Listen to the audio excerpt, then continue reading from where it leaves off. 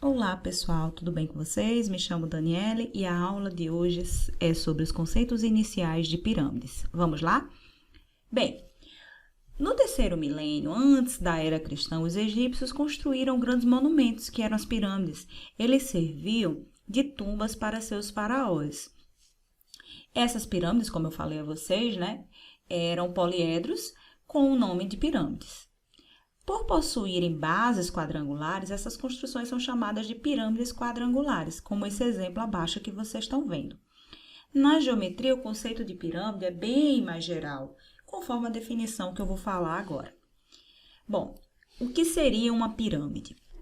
Seja um poliedro convexo, A1, A2, AN, não importa quantos lados esse polígono tenha, contido em um plano alfa, e um ponto V não pertencente a alfa, considere também todos os segmentos de reta que possuem o extremo pertencente ao polígono e um outro extremo em V. A reunião de todos esses segmentos de reta é um polígono chamado pirâmide convexa, limitada ou simplesmente pirâmide.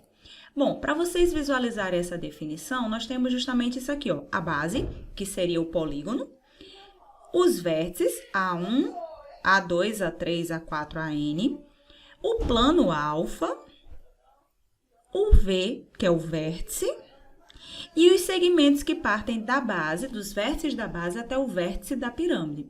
Então, isso seria justamente uma pirâmide.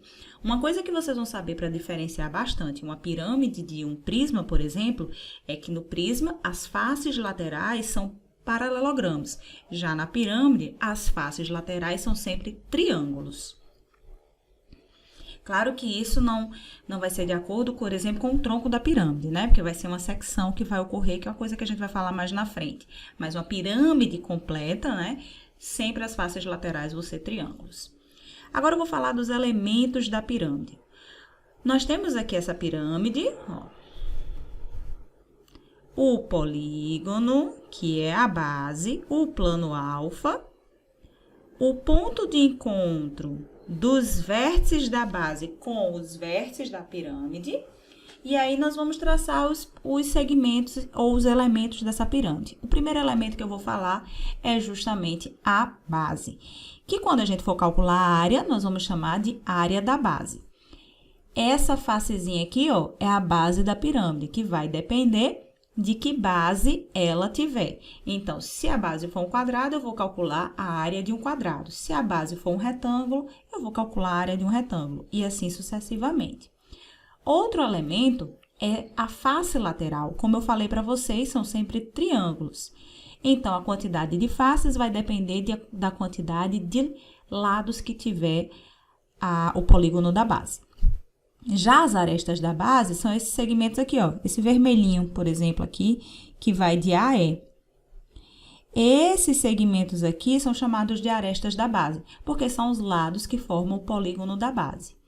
Já as arestas laterais são os lados que formam as arestas laterais, como essa aqui, por exemplo. Temos também o vértice da base, que são esses pontos, ó, A, B, C, D e E. E temos o vértice da pirâmide, que é esse ponto V aqui, ó. E, por fim, a altura da pirâmide.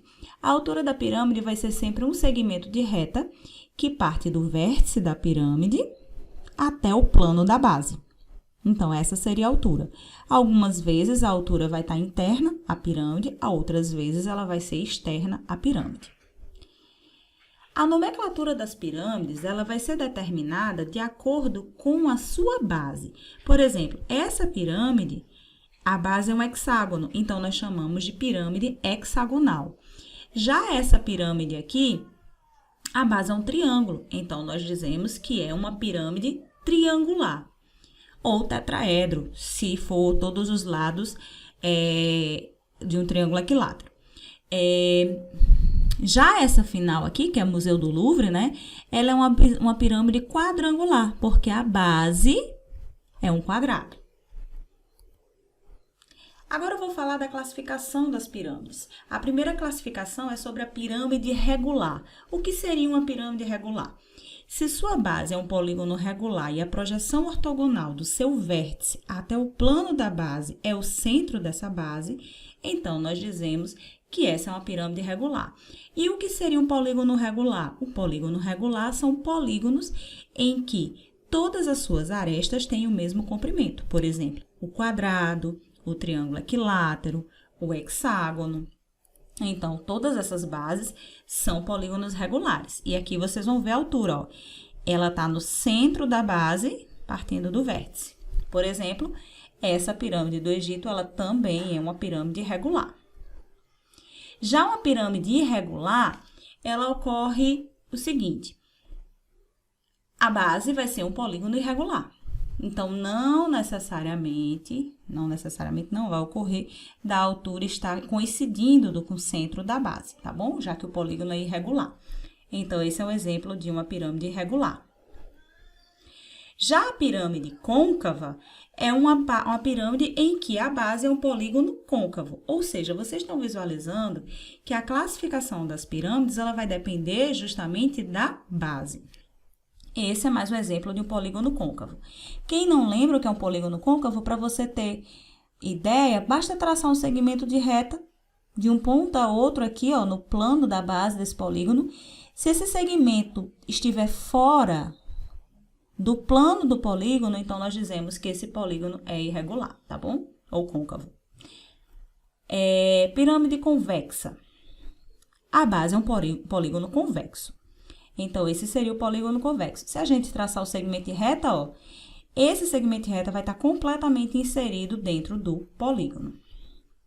Já a pirâmide reta, ela é muito parecida com a pirâmide regular.